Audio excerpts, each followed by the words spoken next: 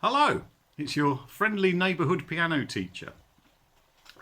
So, welcome to our new world where we have to stay at home. We, as piano players, have a special thing, this magic instrument that we have where we can just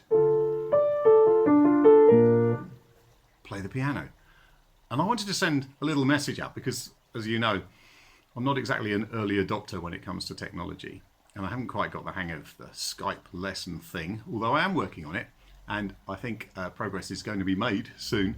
But I wanted to talk to you all. I'm sending this video out to all my piano students. So you range in age from about 8 to about 88, and that's a big range. So I'm going to try and speak to you all, and you're all of different standards. Some of you are pretty much beginners, some of you played the piano years ago and have come back to it, and some of you are fantastic. So I'm going to try to speak to all of you. Don't quite know how, but we make it up as we go along. That's how we do things in this house, as you know. I'm missing you all. First, most important thing to say, I'm missing you more than I realised I would. And the most important thing to remember is don't give up, okay? Piano playing can sometimes seem like a chore, especially when you're busy and it's difficult to fit everything in. But hey, we're not busy now. We have time.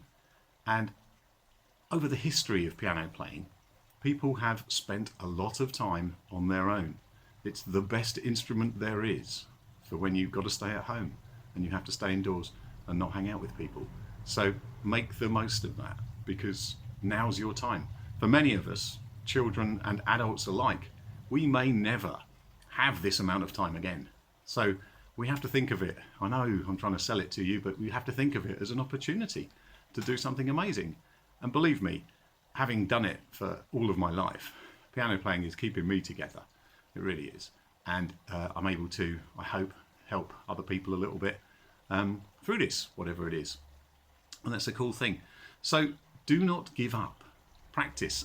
Change the way you practice. Don't think about piano playing. Piano playing is so often a step to things. It's a step to piano exams and GCSEs and A-levels and university and all that malarkey. A series of hoops that you have to jump through. But it's not. It's a path to joy, and it's a path to beauty, and it's a path to being creative. And that's so important, and that goes beyond all of those other things. And now, perhaps, is the time to discover that, to actually put that time in and see what you can achieve. Lose yourself in the music. Make yourself better at something. It's got to be good, hasn't it? I think so. So how do we go about this? What should we do? I think the first thing, perhaps, is to try to get in a good routine of practicing every day for however long you think is a good chunk of time. That's a really fantastic thing to do. A lot of people are too busy to practice every day. Perhaps now you can do it and see how it goes. Give it a couple of weeks of practicing every day, and I think you'll be amazed at how much progress you're able to make. One of the other things I think that's important as a piano player is to know what you're not good at. Now, many pianists have a bit of a dodgy left hand. Their left hand is not as good as their right hand. So if you're one of those, and I know you are, then use this time to practice your left hand. So you do stuff with the left hand on its own. You do the left hand first before you do the right hand. That's a really useful thing, however good you are, whatever level you've reached. Other people are not so good at reading. Practice reading. Find some music to sight read. If you can't find music to sight read, there's loads of stuff on the internet. Just download stuff, piano music. There are fantastic resources for these sort of things. Another thing that perhaps you might want to spend a little time on is music theory, which seems really dull, but honestly, once you start to get a little bit of understanding of how music theory works, it's really interesting. And it's a universal language. This is important. It's really important to participate in what is the most universal, oldest written language that human beings have. It was invented in the 10th century and it hasn't really changed. It's phenomenal. It's genuinely international. And it's something that, as a human being, we should acknowledge as part of who we are. So get good at reading music. Get good at memorizing music too. Make up some songs. That's another lovely thing to do. Figure out how to play those chords. Most of you, I've been through how almost all music is based on 6 chords. Less than that in many cases, but 6 chords will get you anywhere. And you can fiddle around, allow yourself some time to play the piano, not just practice the piano, so that it doesn't become something you have to just keep doing for the sake of it being done. When I was a little boy, I basically played the piano because I knew if I was playing the piano, my mum wouldn't make me tidy my bedroom. And in some ways, my life has continued like that. I carry on playing the piano in order that somebody doesn't make me tidy my bedroom. It's not my mum anymore. It's genuinely Louise, probably. But she tidies the bedroom. It's pretty tidy. It's not such a thing.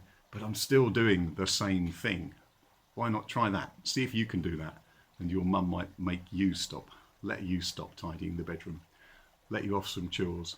If not, whatever. It'll be fine. That'd be great.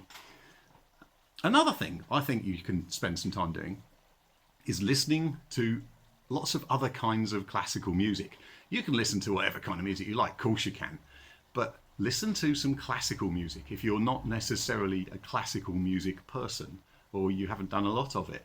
Listen to stuff where people are singing classical music. What you start to learn is that pianos themselves are one way of making music happen, but you learn to be a better pianist from listening to things like string quartets. Fantastic stuff to listen to. Try a string quartet. Try an actual symphony. Try something with people singing. Try some choral music. And obviously, I'm a bit biased here. Listen to some great organ music. Ooh, it's lovely. It will change your life. But you have to give it time. These things don't give themselves away easily. Okay? You have to take your time to work your way towards it. And you will eventually get it. And if you don't get it, again, what's the problem? It's absolutely fine. Now, I am going to attempt to come up with a better arrangement for Skype piano lessons. I tried a Skype piano lesson, and basically what it was a very poor quality piano lesson. And whoever they are, there isn't a way of actually being in the same room with somebody else. The problem with Skype and with video piano lessons generally is you kind of can't do stuff at the same time. So I can't play while you play. I can't play one hand while you play the other hand. The kind of things that I like to do a lot of. Those things become quite difficult. But I'm getting a better quality microphone, so we should get better at these things. We just have to get used to the idea that you play, talk, then I play and talk, something like that. It can be made to work. It's not as good as actually sitting in my house playing on my beautiful piano. But, well, I don't think it is. But in some ways, it's doable. And for some people, it might even turn out to be more convenient. This is the odd thing. This is what seems to be happening in many cases.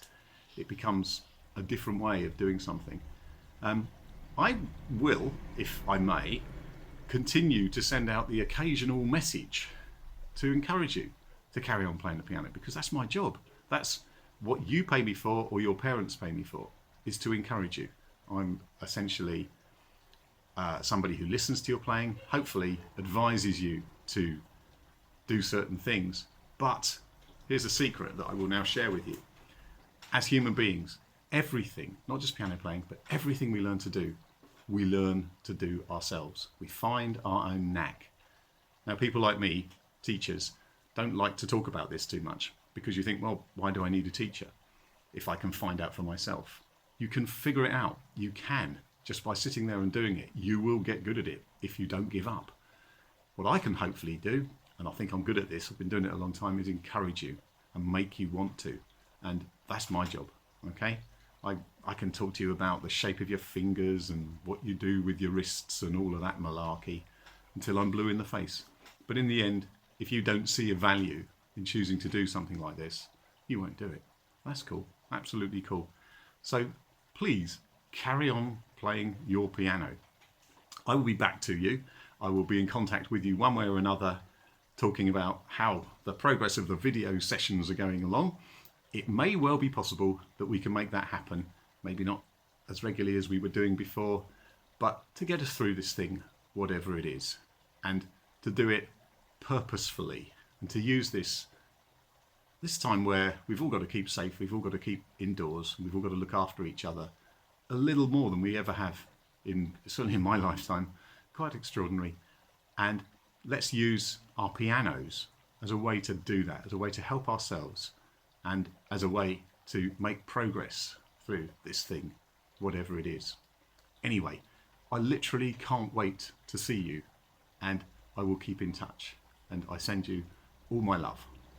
Bye bye.